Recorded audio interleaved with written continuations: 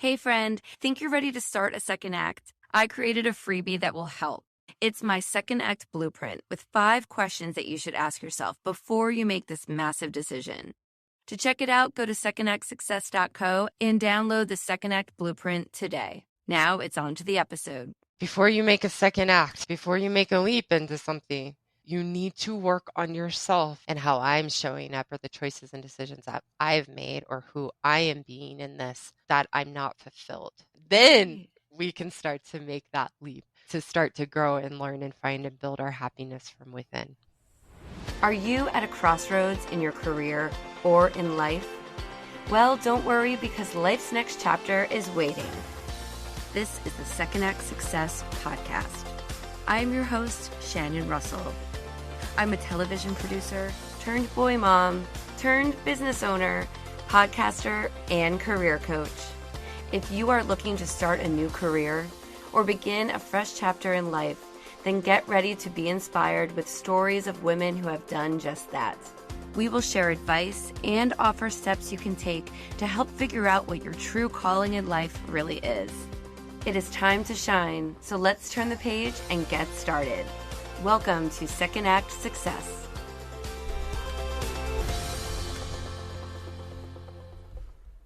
Today, I have a special expert just for you. Karyn Seitz is a happiness mentor. She is an expert on all things happiness and has so much value to add if you are thinking about starting over in any aspect of your life. Let's get right to it. All right, I'm here with Karyn Seitz. Karyn, welcome to Second Act Success. Thank you very much for having me, Shannon. It's really good to be here. You are a happiness mentor. How did you get into the field of working with people to bring about happiness? Well, I primarily work with women in their 30s, 40s, 50s who have a great life on paper. They've checked all the boxes of what they thought would make them happy, make them fulfilled, bring them meaning and purpose in their lives. Yet they find themselves still feeling unfulfilled and like something is missing, or waking up one day thinking, how did I get here? And is this what it's going to be? 1000%. I think we can all relate to that at one point or another, don't you think? When I was 31, I had a 30-something crisis, and I had been working on myself through therapy, through yoga, through meditation, and I even became a yoga teacher. I became a spiritual healer. I had a healing practice. People were coming to me for their answers and to guide them in life. Yet on the inside, I felt like I was spinning around in circles, and I had given myself the burden of having to keep up this facade that I had it all put together because look at what I'm doing. I'm helping all these people. I'm helping people heal. So I better make it look like I'm okay on the outside. And I very much thought, oh my gosh, I'm always going to have to pretend that I'm okay when on the inside I feel like I'm falling apart. And that was my 31-something midlife crisis. And I was very lucky and fortunate to meet my now mentors. So I actually work for my mentor in his organization of everything that he's taught me that now I get to take out into the world as Karyn and teach others. And that was a turning point for me. What did he teach you exactly? He taught me 2 very important things along with his partner, Peggy. Number 1, my answers are in me. Not in the books, not in other people telling me what to do with my life. And number 2, that I am the problem. It's not my job. It's not my past. It's not my upbringing. It's not my parents. It's not anything else. That it's me and my own choices and decisions that have created the very life I have and how I feel, which is a good thing because then I am empowered to be the solution. So I scrapped everything I was doing and I started to teach what I was learning and building a relationship with myself and learning what happiness actually is and how to be happy, which has led me to where I am today about 8 or 9 years later as the happiness mentor. I'm so sorry that you went through such a tough time and were struggling so much. But wow, to have met these mentors that really kind of changed the trajectory of your life was such a miracle, right? It was, and I'm so grateful for everything I went through because being able to learn and grow and understand that that was my journey in life. If I hadn't taken that journey, I never would have learned these life-changing concepts to be happy. Wow. So I'm very grateful, very, very grateful for my journey. What Yeah. exactly does a happiness mentor do day to day? I work with people within a structured program. So what I do is very different than a therapist, even very different than a coach. So I really teach people concepts that they are able to take and apply in their lives to really connect with who they are and learn how to be happy. How do we get there? What's a roadmap? Because the one thing that all 8 billion people on this planet continue to search for is happiness. We search for it in all the wrong places and outside of us, and we don't actually understand what happiness is, how to cultivate it, and we often will try to learn happiness from people who are not happy. So I'm teaching my students and teaching the people that I work with that very roadmap and giving them the tools and teaching them how to apply the tools in their life. Why do you think so many people feel unfulfilled in life and in their careers, especially? The pursuit of happiness is why we are so unfulfilled. I think what's most important in the first place to start is actually having a working definition of unhappy. How I define being unhappy is I always want what I don't have. And how I define what it is to be happy is I only want to be me. I only want the life I have. No one and no thing can make you happy.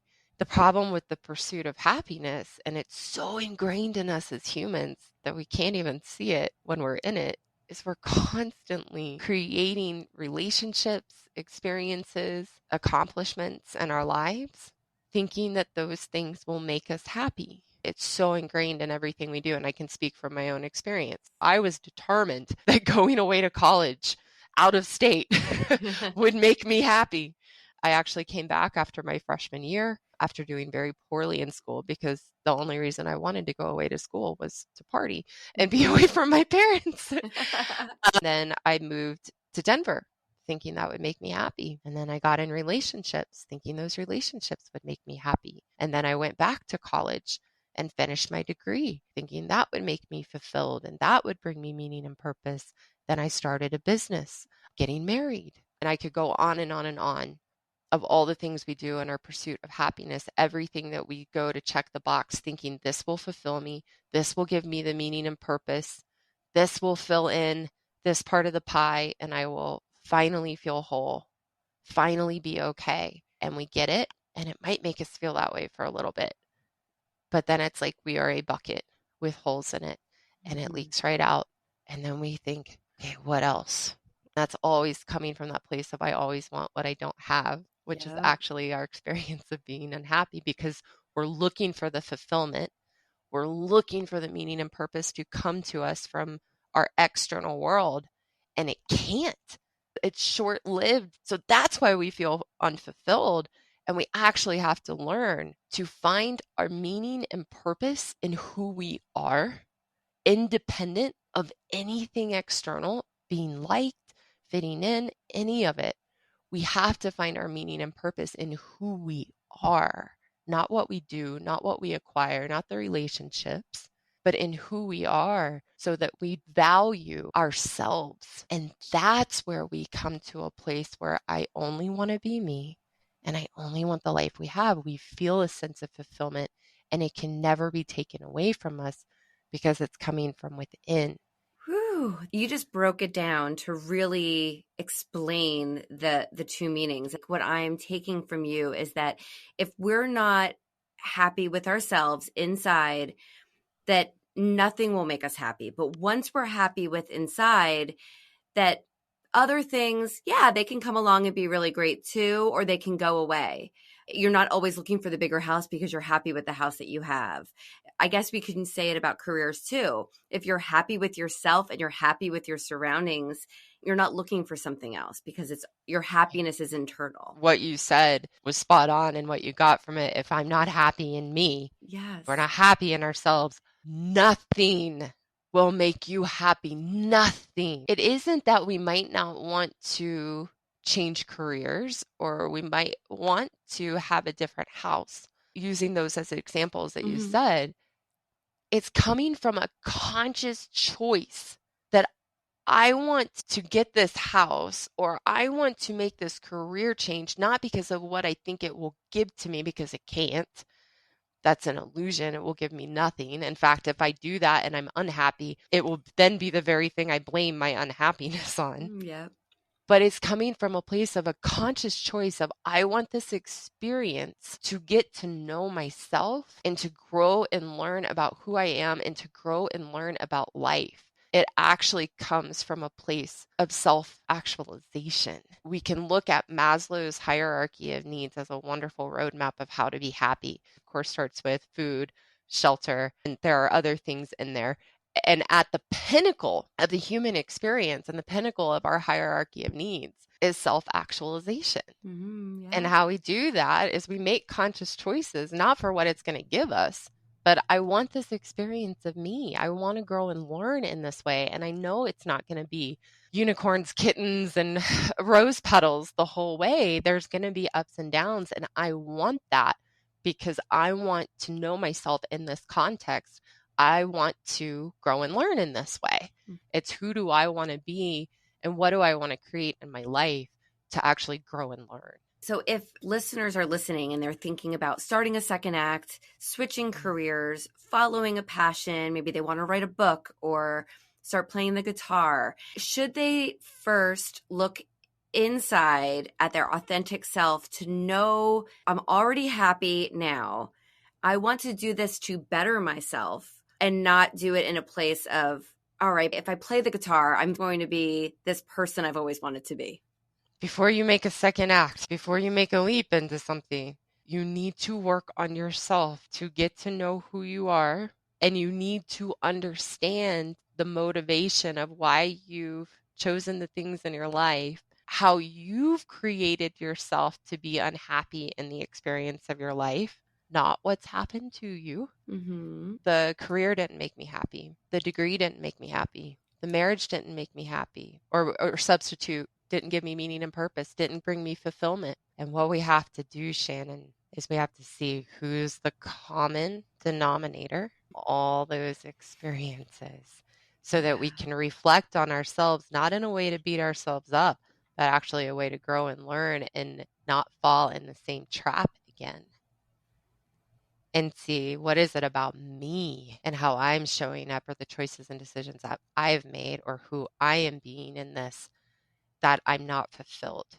Then we can start to make that leap to start to grow and learn and find and build our happiness from within.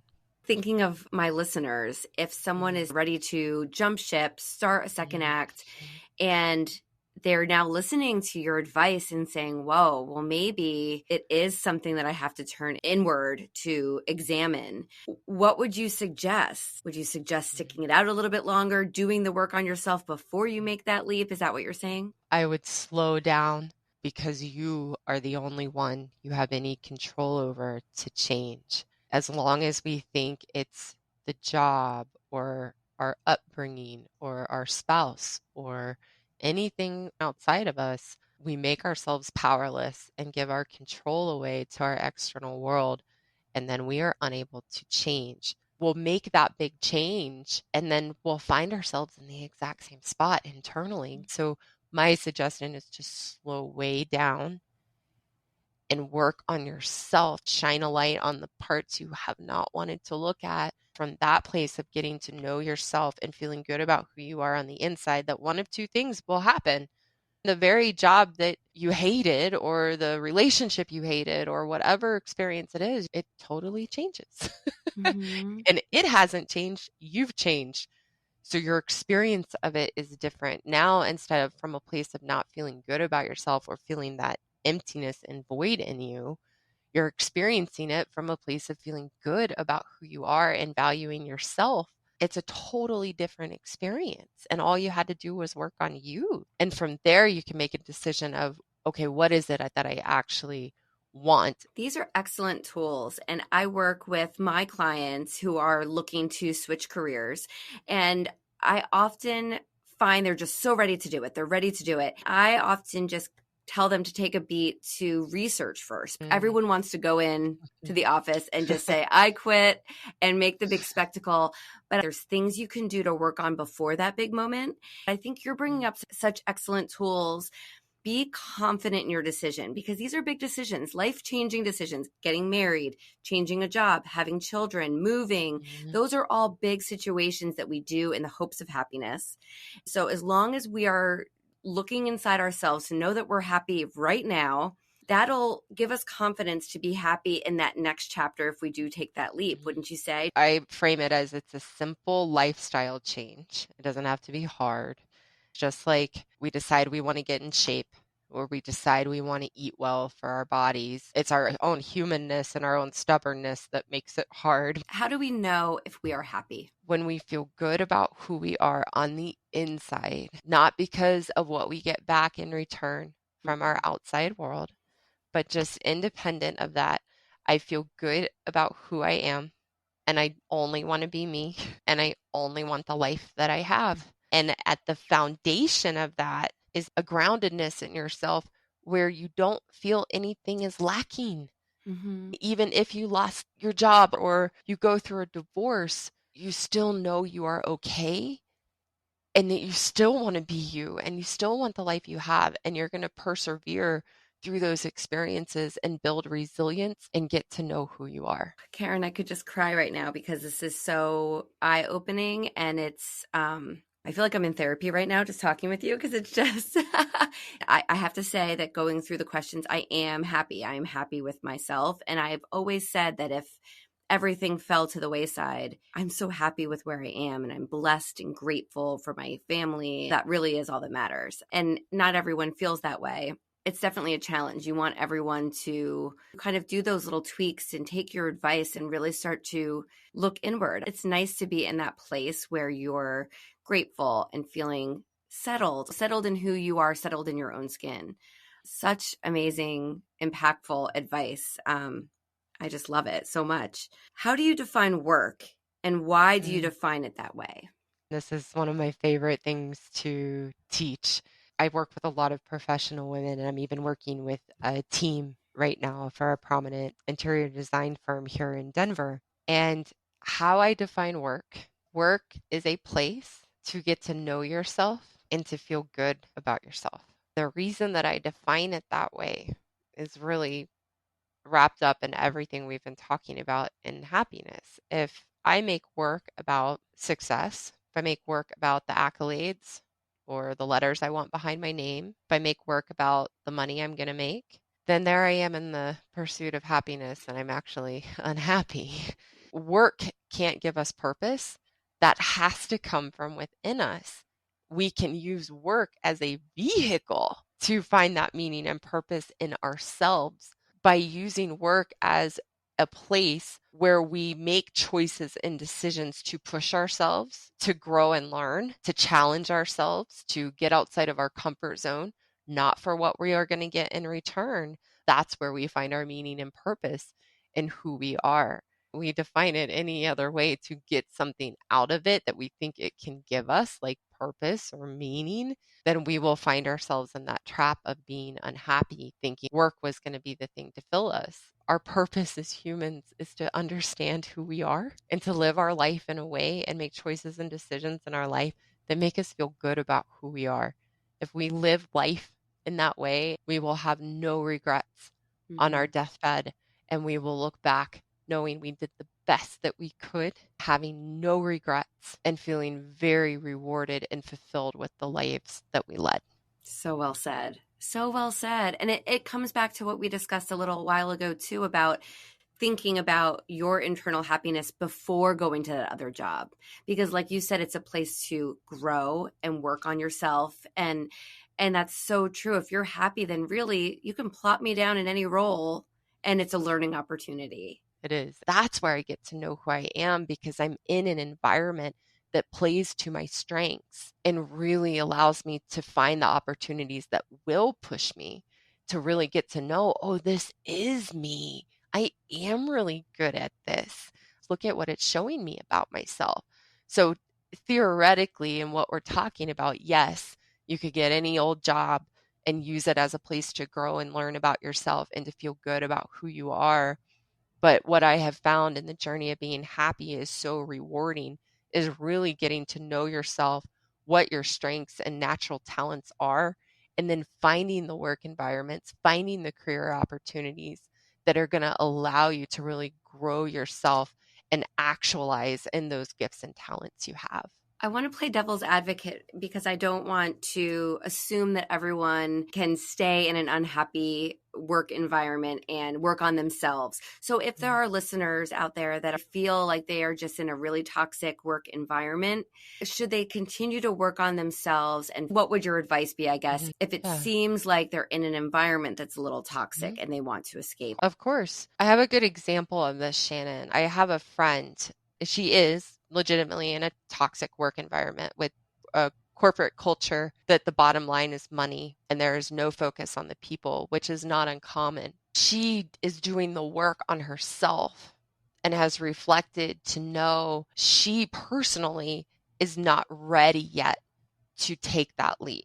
But she's being honest with herself about the environment that she is in. And I believe last time we talked, or that she shared about where she is at in her job, is that she, at the end of the year, is ready to make that leap. So she has an end date and she's working on herself to that place. Here's how we navigate the toxic workplace. If we decide I'm not ready yet, it's not a good time for me to change careers. There are other things that are a priority that I need this right now, is then what she has had to do so that she's not a victim to the toxic work environment and not blaming the work environment for doing something to her or making her unhappy, because then she can't change, is she has had to take responsibility.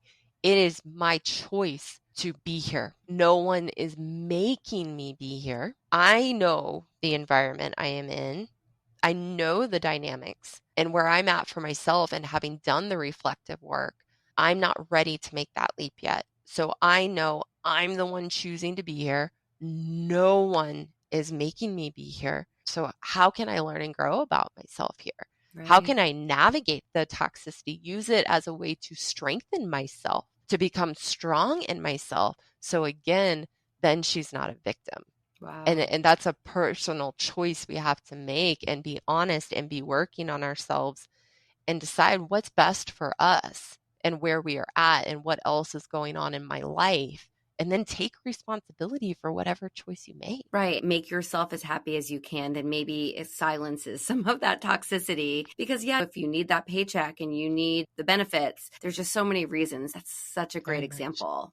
Tell me about your business and how you work with clients. And I know you have a course as well. I do. My main course is for women in that place of midlife crisis, of questioning themselves, of feeling like, oh my gosh, I've created all this and I still feel I don't know who I am. I'm still unfulfilled. And it's called Awakened Grace. It's a happiness course for women to teach them how to connect with themselves and how to make the lifestyle change to be happy. When we're in that unfulfilled place, we often feel lost. We feel empty or shut down. We can live in a perfectionist persona, trying to do everything right. We can feel very overwhelmed. And through that program, they make an internal shift where by the end of the program, that's not the experience anymore. And then I teach them a roadmap within that to make the lifestyle change to be happy, because that doesn't happen in a 10-week program. It takes commitment and following through. We don't talk about your past. We don't talk about where you came from, because it's irrelevant. Right. When we're working from an angle of taking responsibility for ourselves, that I am where I am today based upon the choices and decisions I have made, there's no need to get into the details of life. There's no need to get into the past.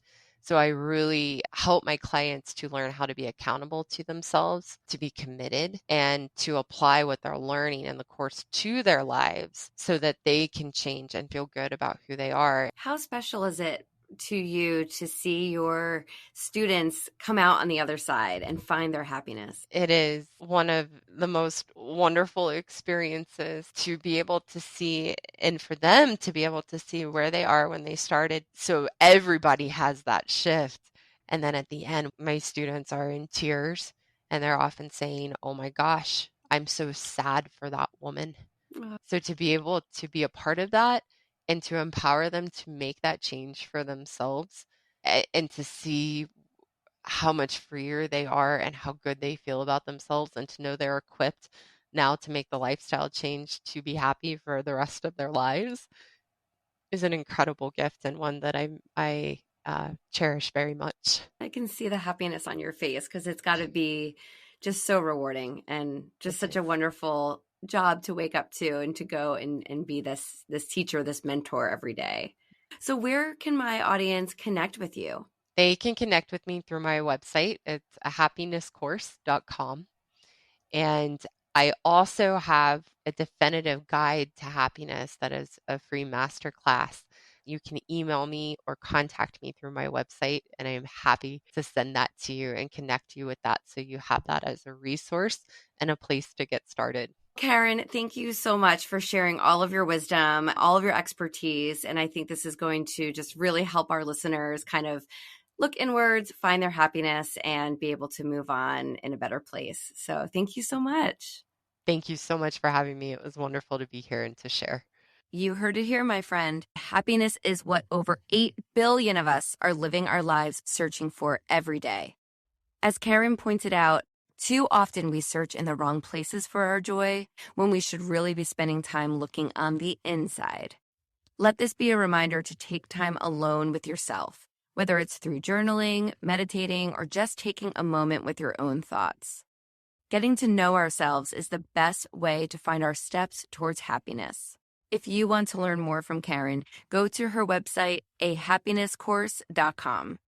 Thank you for joining us. I hope you found some gems of inspiration and some takeaways to help you on your path to second act success. To view show notes from this episode, recommend a guest with a great story, and learn more about us, visit secondactsuccess.co.